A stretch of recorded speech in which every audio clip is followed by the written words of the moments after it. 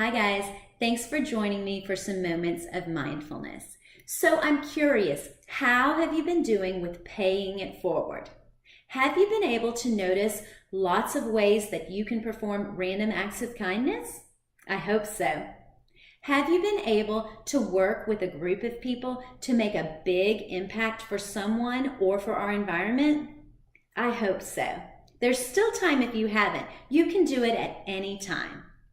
Today, we're going to review what we've learned so far about our brains and about mindfulness. But first, what do we have to do? You're right, the core practice. Let's do it. All right, let's do the core practice. Go ahead and sit up with a straight back so that your lungs are able to fully expand. Settle your hands so that they're still. Close your eyes or pick a point on the floor to focus on. When you hear the chime, listen to the chime as long as you can, and then focus on your breath. If you notice that you get distracted, just go back to focusing on your breath. Remember, you can always think to yourself, breathing in, breathing out, if you're having one of those days where it's difficult to focus. All right, let's get started.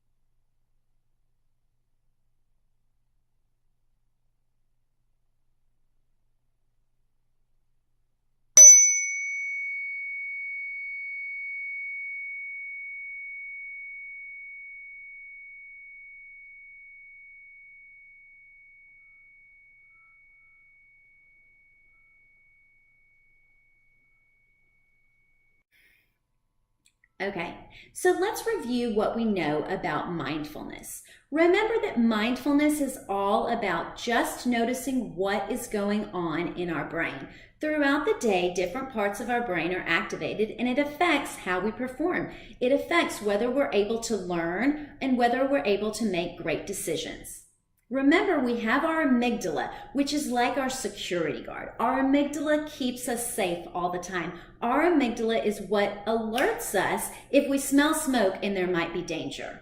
Our amygdala is what allows us to very quickly move out of the way if something is coming toward us. Maybe somebody threw a ball in the wrong direction. Our amygdala is what allows us to go, oh, really quickly. We don't have to think about, oh, there's a ball coming for me. What should I do? Nope, our amygdala handles it for us and moves us out of the way. That's great, right? Okay, but the tricky part comes in when our amygdala gets activated and there's not a real emergency. And what I mean by that is sometimes our amygdala activates thinking that we're in danger, but we're really not. Here's an example of what I mean by that. Sometimes we are maybe reading a book and we come to a word that we don't know, and our amygdala might activate. Our amygdala might think that we are in physical, real danger, as if a ball is coming for our head, just because we don't know that word. Well, since we have learned a lot about mindfulness, we know that we can stop and tell our amygdala, it's okay, amygdala, this isn't a life or death situation. And that allows our brain to relax and to move into our prefrontal cortex. Our prefrontal cortex is our wise old owl. Our prefrontal cortex is our human thinking part of our brain, and that is the part of our brain that we want to use most of the time. That's where all of our learning is taking place. Anytime you're learning something new, you're up here. Anytime you're being creative and you're thinking, oh, how can I solve that problem? What can I do about that? you're using your prefrontal cortex. And it is a great place to spend most of your day. So being mindful is all about noticing, just stopping every once in a while and noticing what part of my brain is activated. Am I calm? Am I relaxed? Am I able to think clearly? If you are, you're using your prefrontal cortex. If you find that you're stressed out and you feel frozen, or you feel like fighting, or you feel like just running away, then your amygdala is activated. And chances are it's not a real emergency. And so that's when we use our strategies to go ahead and move out of our amygdala and into our prefrontal cortex. So how do we do that? Well, we've learned a lot of great strategies for deactivating our amygdala and for moving into our prefrontal cortex.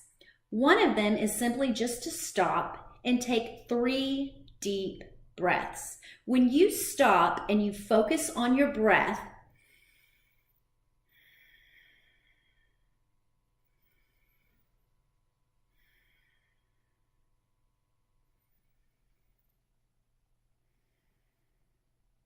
you think about your breath and you focus on your breath, you're distracting your amygdala. You're giving your brain something else to think about. Instead of that fear or whatever made you stress out, you're thinking about your breath. And that allows your brain to activate your prefrontal cortex. And once you're in your prefrontal cortex, it's really easy to think of what to do about the situation that you're in. Another really great strategy is to think of a happy memory. Now, we know that our hippocampus is the part of our brain that's kind of like our scrapbook. It keeps all of our memories, and it is so useful to us because when we find that we are under stress, when our amygdala is activated, and we want to move into our prefrontal cortex, but maybe we're so scared or so stressed out that 3 deep breaths are not going to cut it, we can stop and think of a happy memory. And when we think of a happy memory, we release dopamine into our system, that feel-good hormone, and we move into our prefrontal cortex. Okay, another strategy that we can use is to practice gratitude. I hope you guys have been adding to your gratitude lists. You can continue to add to that all the time, anywhere. There's always something to be grateful for. I try to challenge myself to think of 3 completely new things that I am grateful for every single day.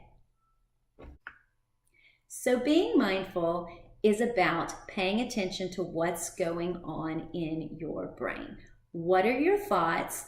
Are you using your amygdala or are you using your prefrontal cortex? When we use those strategies to move into our amygdala, we are finding our bliss. We are using our strategies and we're releasing those feel-good hormones that lead to confidence and creativity. So that is a great strategy to use all the time, several times a day. And then the last part of being mindful is paying it forward. So paying it forward is all about taking the mindfulness that you've learned, all about using the bliss that you've found and passing it on to someone else. And it's simple. All you have to do is smile at someone or notice something that they need and do it. Not for a thank you, not to be noticed, but just because it's a nice thing to do. And when we do that for other people, our brain rewards us by releasing those feel-good hormones into our system. So it's a circle. We do something nice for somebody else, our brain makes us feel great. We do something nice for somebody else, our brain makes us feel great. So paying it forward is a great mindfulness strategy to use. All right, so your assignment for today is just to write a letter to somebody that has never heard of mindfulness. And I want you to explain to that person the 3 parts of the brain, the amygdala, the hippocampus, and the prefrontal cortex, and explain to them what it means to be mindful and how being mindful can help them to lead their best life, find their bliss, and pay it forward. All right, I'll see you guys next time. And until then, I hope you lead your best life, find your bliss, and don't forget to pay it forward.